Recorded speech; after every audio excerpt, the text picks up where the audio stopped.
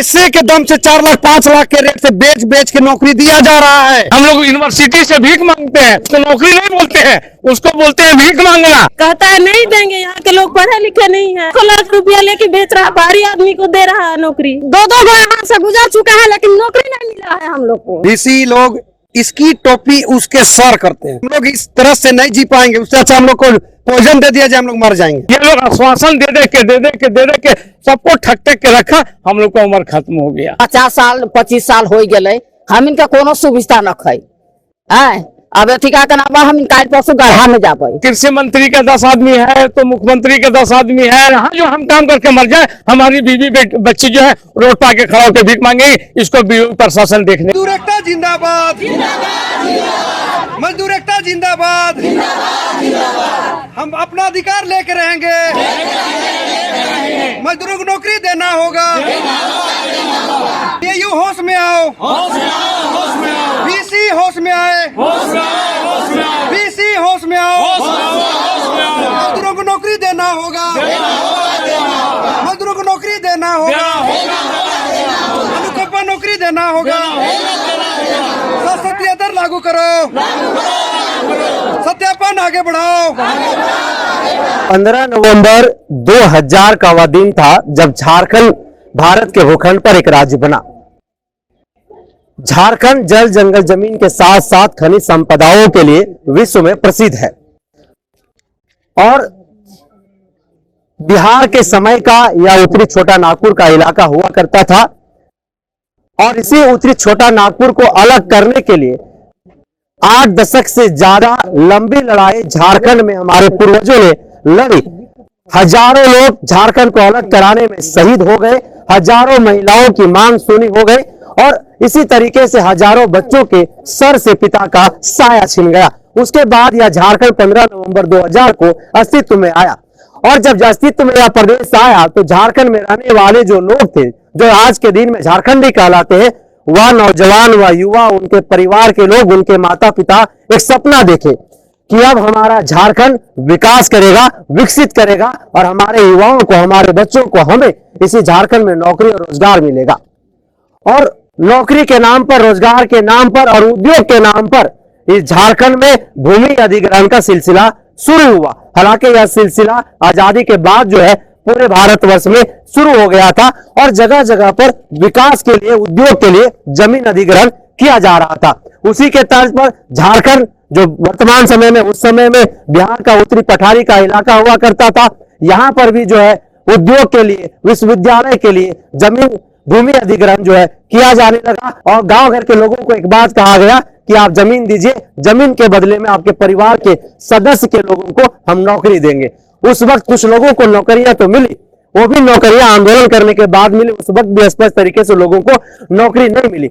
झारखंड 24 वर्ष का सफर पूरा कर चुका है और 24 वर्ष के सफर में झारखंड प्रदेश को आप देखिएगा, 24 जिला, 5 प्रमंडल, 263 ब्लॉक, 32,000 से ज्यादा गांव और 3,500 के आसपास जो है पंचायत है। और जिस पंचायत, जिस गांव, जिस प्रखंड, जिस जिला में आप चल जाइएगा, जिस प्रमंडल में चल जाइएगा, उस प्रमंडल, उस गांव का एक एक व्यक्ति आपको विस्थापन का दंश झेलता हुआ दिखाई देगा और अपनी नौकरी के लिए, अपने रोजगार के लिए, जिस लिए उनके माता पिता ने, उनके पूर्वजों ने जमीन दिया था उद्योग के लिए, आज उसी उद्योग के बाहर वो आंदोलन करते हुए दिखाई देते हैं अपनी नौकरी के लिए, अपने रोजगार के लिए और अपनी जमीन जिन उद्देश्यों के साथ दिया था उसके लिए। आज इसी के तहत झारखंड की राजधानी रांची का जो कांके प्रखंड है, कांके प्रखंड में बिरसा एग्रीकल्चर यूनिवर्सिटी है। बिरसा एग्रीकल्चर यूनिवर्सिटी 80 के दशक में जो है यहाँ पर स्थापित हुआ था। उस वक्त इस इलाके के, इस मौजा के रहने वाले जो परिवार के लोग थे,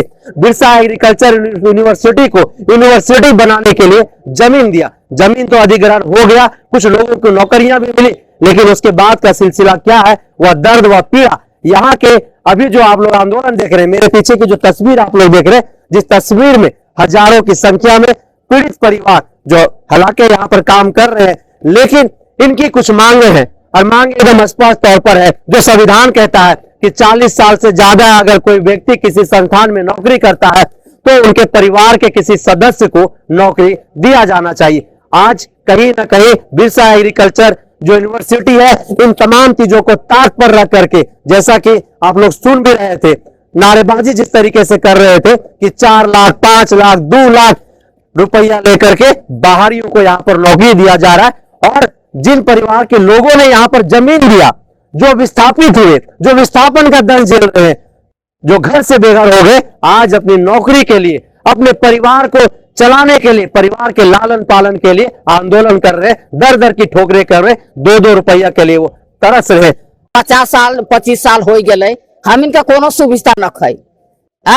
अब अथिका के नाम हम काल परसों गढ़ा में जाबे, तो हम इनके नहीं देवत है, तो नहीं देवत है, तो हम इनके बाल बच्चा का भी तो होना चाहिए नहीं। तो बाल बच्चा अथिका के ना कहा अनुकंपा ने मिलेगा अनुकंपा में कहाँ दबा के रख देती से वो नहीं देवत है। अब एखन सब मैंने भटक चलत है। यूनिवर्सिटी बने करीब करीब हमको लगता है कि 34-35 साल हो गया, इससे तो कम नहीं हुआ होगा।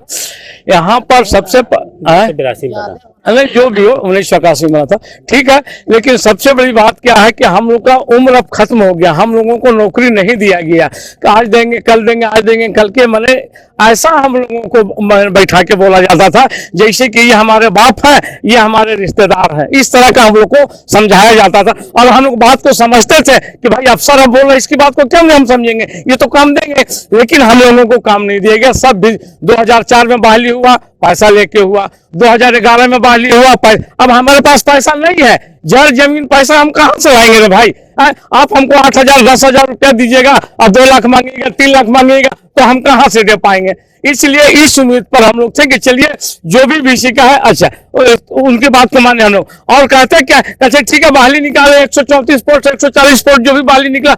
अरे भाई तो ये तो कृषि मंत्री का 10 आदमी है, तो मुख्यमंत्री का 10 आदमी है, तो बाहर के लोग को नहीं लेंगे तो नौकरी खत्म हो जाएगा। अरे भाई आपके पास इतना कैजुअल लेबर है, इतना कैजुअल लेबर है कि आप नौकरी देने नहीं सकिएगा, लेकिन इन लोगों ने नौकरी नहीं दिया है आज तक।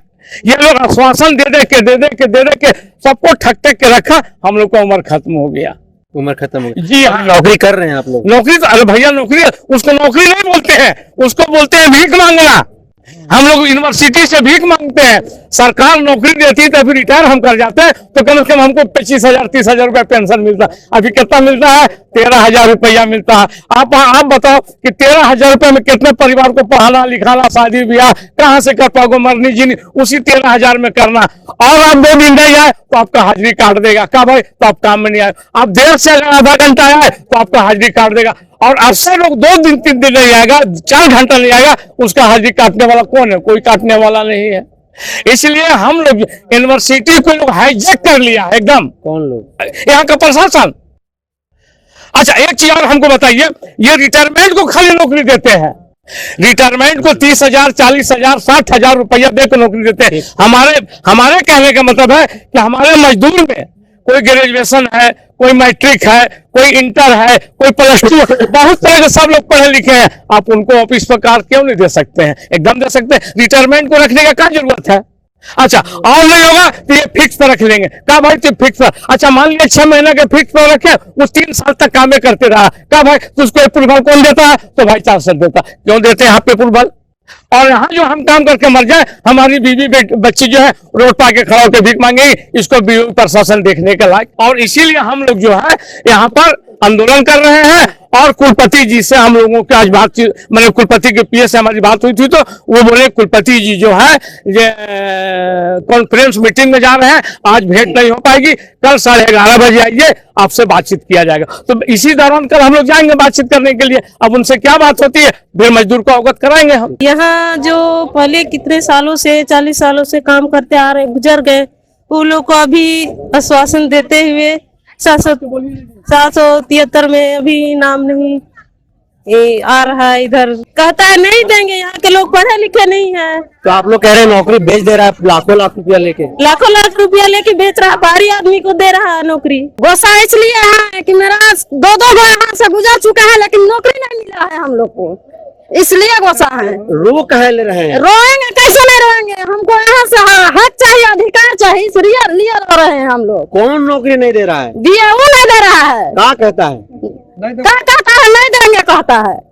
तो जमीन आपका और उसको? जमीन हमरा है, जगह हमरा है, लेकिन यहाँ खड़ रहा है, उसको नहीं देख रहा है।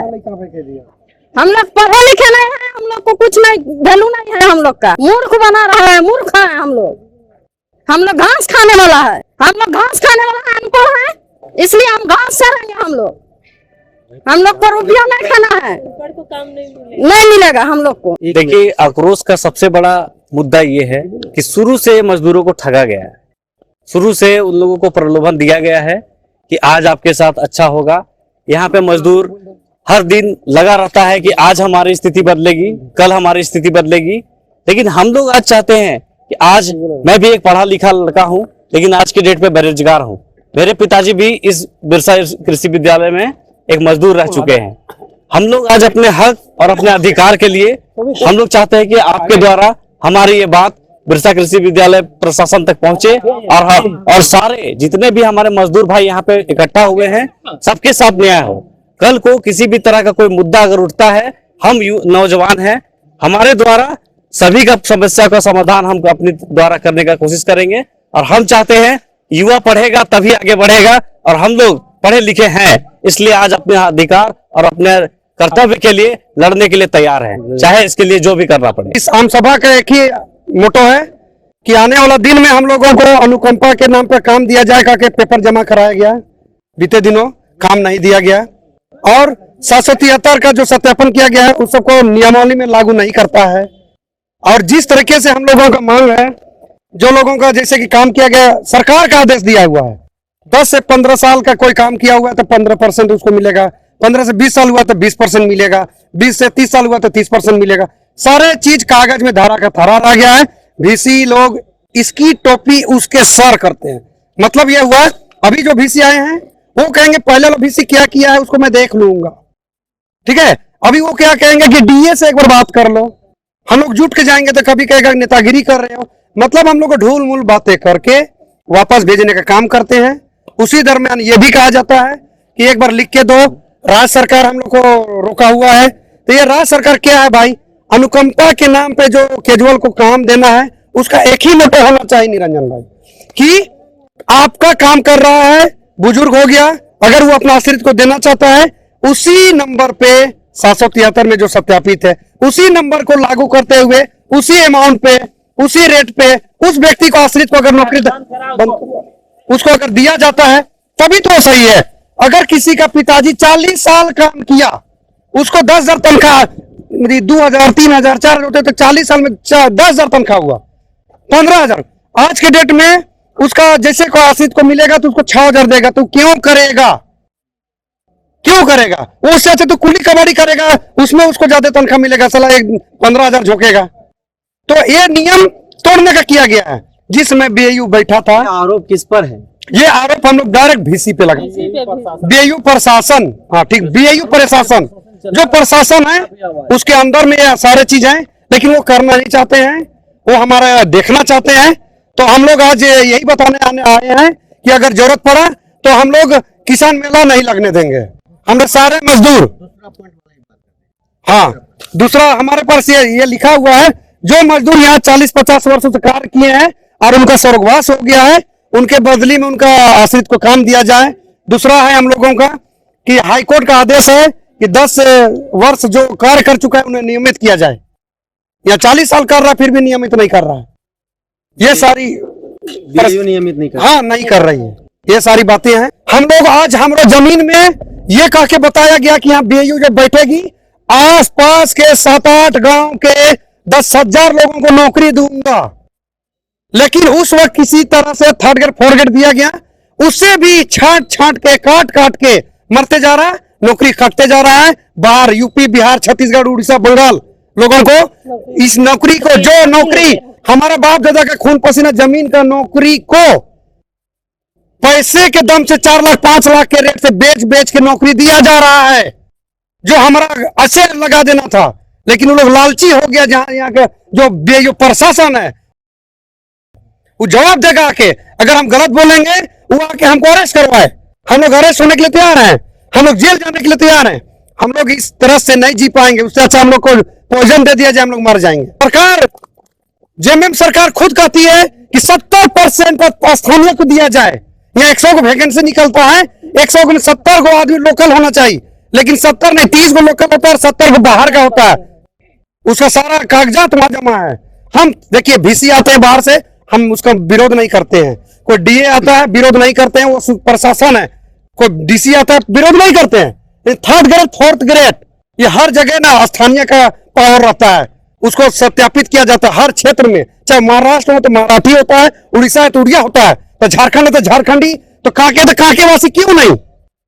इसका हम आपसे निवेदन करते हैं इस बात को हमारे वहां तक पहुंचाया जाए, ताकि हमारे इतने गरीब दुखवा तरस जो कि यहाँ की कमाई से घर तक नहीं चलता है, लेकिन भी यहाँ अपना, चूंकि मेरा जमीन यहाँ है, जमीन को देखने का ललाहित होकर लोग यहाँ नौकरी करते हैं। एक बात ये लोग खुल करके कह रहे हैं कि बिरसा एग्रीकल्चर यूनिवर्सिटी के प्रशासन के जो लोग हैं वह बिरसा एग्रीकल्चर यूनिवर्सिटी को बेच दिया है और बिरसा एग्रीकल्चर के नाम को इन लोगों ने धूमिल कर दिया है। और हम लोग विस्थापित परिवार के लोग हैं, हम लोगों ने जमीन दिया है, हमारा यह जगह है और हम ही आज यहां से बेघर होने के कगार पर है। हमारी एक भी बातों को बिरसा एग्रीकल्चर के प्रशासन पदाधिकारी नहीं सुनती है, ये अपनी मनमानी चलाती है। इसलिए मनमानी चलाती है क्योंकि हम पढ़े लिखे नहीं है, हम अशिक्षित हैं, हमारे पिताजी हमारे पूर्वज पैसे से मजबूत नहीं थे, पढ़ा नहीं पाए, लेकिन उनके माध्यम से हम लोगों को एक छोटा सा नौकरी मिला BAU में। अब यह भी नौकरी जो है खतरे की घंटी बज रही है, अब यह भी नौकरी BAU छीनने की कगार पर है। और लगातार एक बात ये लोग कह रहे हैं कि बाहरियों को यहाँ पर बसाया जा रहा है, बाहरियों को नौकरी दिया जा रहा है, वो भी 4 लाख 5 लाख 3 लाख आने की मोटा रकम लेकर के यहां पर बाहरियों को नौकरी दिया जा रहा है, नौकरी को बेच दिया जा रहा है। वैसे में झारखंड में वर्तमान में जो महागठबंधन की सरकार है, जिसके मुखिया चंपाई सोरेन है, चंपाई सोरेन हर मंच से बात को कह रहे हैं कि झारखंड में जितने भी उद्योग हैं, जहां भी उद्योग लगा हुआ है, चाहे वो निजी हो चाहे वो सरकारी हो, उन सभी संस्थानों में झारखंड के स्थानीय लोगों को प्राथमिकता के तौर पर 75% नौकरी दिया जाना है। लेकिन BAU की रवैया को देखिए, जिस तरह से तानाशाही रवैया BAU की है, वह अपने आप को झारखंड सरकार से भी बस समझ रहा है और यहाँ की नौकरियों को 4 लाख 5 लाख में बेच दे रहा है। जैसा कि यहाँ के विस्थापित परिवार जो आज आम सभा कर रहे थे BAU प्रांगण में, उन लोगों का यह आरोप है, सीधे तौर पर यह आरोप है। और इस आरोप पर झारखंड के मुख्यमंत्री को चंपाई सोरेन को संज्ञान लेने की जरूरत है। अगर यह मेरे इस खबर को वो देख रहे और ये जो गांव घर के लोग हैं, जो ग्रामीण हैं, जो विस्थापित परिवार हैं, जिनका जमीन इसमें गया है, वैसे परिवार को यहां पर सुरक्षित किया जाए। वैसे परिवारों को जो मुख्यमंत्री हर मंच से कह रहे हैं और हर भाषण में एक बात कह रहे हैं कि हमारी सरकार झारखंड वासियों की सरकार है, जनभावनाओं की बात करती है और झारखंड के गरीब गुरबों आदिवासी दलित शोषित वंचित मूलवासियों की बात करती है। और जो भी यहाँ के क्षेत्रीय संसाधन निजी जो उद्योग हैं, अगर वो लोग नहीं सुनते हैं तो उस पर हमारा सरकार संज्ञान लेने की काम करेगी, कार्रवाई लेने की काम करेगी। तो मुख्यमंत्री चंपाई सोरेन जी, अगर इस वीडियो को सुन रहे होंगे आप, इस वीडियो को देख रहे होंगे आप, तो यहाँ पर जो 773 वर्कर है, एम्प्लॉय है, मजदूर है, उन मजदूरों के दर्द और पीड़ा को जरूर सुनिएगा और इनकी जो मांगे हैं, जो संविधान कहता है, संविधान के आधार पर इनको सुरक्षित करने का काम जरूर करिएगा। यह अपील, यह प्रार्थना, यह अनुरोध द जनसभा की टीम आपसे करता है। तो लगातार मजदूरों से जुड़ा हुआ ऐसे अन्य खबर हम आप तक पहुंचाते रहेंगे। तब तक आप बने रहिए द जनसभा के साथ। जोहार।